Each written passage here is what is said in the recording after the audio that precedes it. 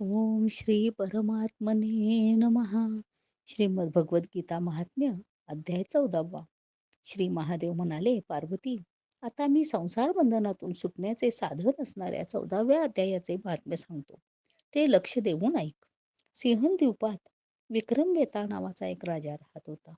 तो सिंहासारखा पराक्रमी आणि कलांचे भांडार होता.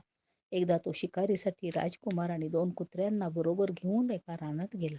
तेथे गेल्यावर त्याने अतिशय वेगाने पळणाऱ्या सशाच्या मागे आपल्या कुत्रीला सोडले. तेव्हा सर्व प्राण्यांच्या देखत ससा असा पळाला की जणू कुठे उडून गेला.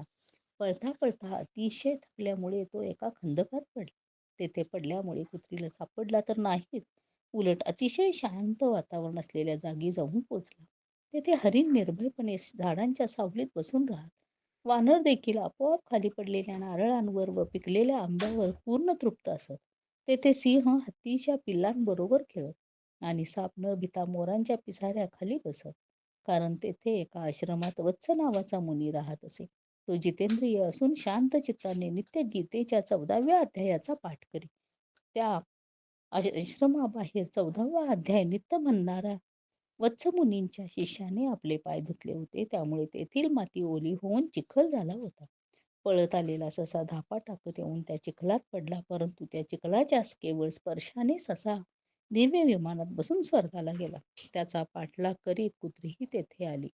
तेथे तिच्या अंगावर त्या चिखलाचे शिंतोडे उडाले. त्याबरोबर तिची तहान भूक हरपून तिचे कुत्रीचे रूप जाऊन तिला अप्सरेचे रूप प्राप्त झाले आणि ती गंधर्वासह दिव्य विमानात बसून स्वर्गलोकाला निघून गेली. हे दृश्य पाहून मुनींचा बुद्धिमान शिष्य स्वकंधर हसू लागला. त्या दोघांचे पूर्वजन्मीच्या वैराचे कारण कळून त्याला मोठे आश्चर्य वाटत होते. त्याचवेळी राजाचे डोळेही आश्चर्याने विस्फारित झाले होते. त्याने भक्तिभावाने नमस्कार करून सुकंदर मुनींना विचारले, विप्रवर्य, नीच योनीत जन्माला आलेले ससा आणि कुत्री हे दोन्ही प्राणी अज्ञानी असूनही स्वर्गाला कसे काय गेले? सुकंदर म्हणाला, राजा, या अरण्यात वत्स नावाचे मुनी राहतात. ते संयमी महात्मा आहेत. ते गीतेचा 14वा अध्याय नित्य म्हणतात. मी त्यांचा शिष्य असून मीही ब्रह्मविद्येचे विशेष ज्ञान मिळवले आहे. गुरुजींच्या आज्ञेप्रमाणे मीही 14वा अध्याय नित्य म्हणतो.